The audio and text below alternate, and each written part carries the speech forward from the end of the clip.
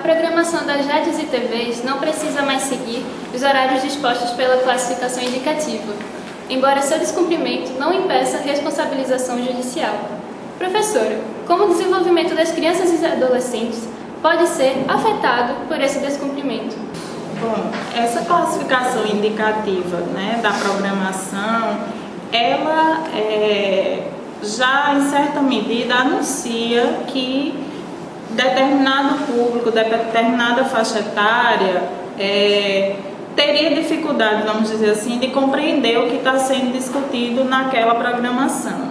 Então, eu penso que o grande prejuízo em relação às crianças e adolescentes acessarem uma programação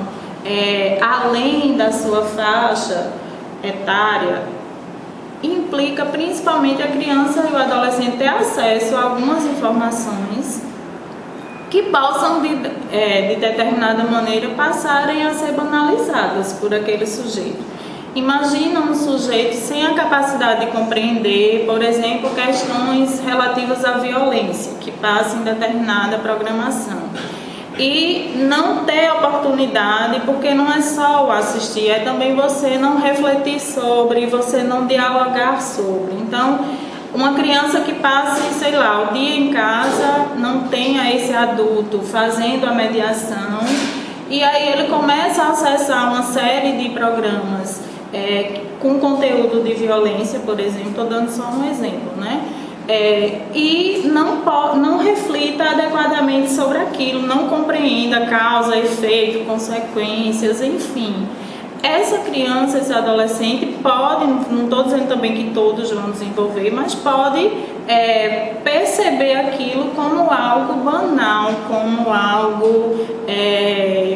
corriqueiro e não perceber a gravidade e as consequências que aquele ato pode causar,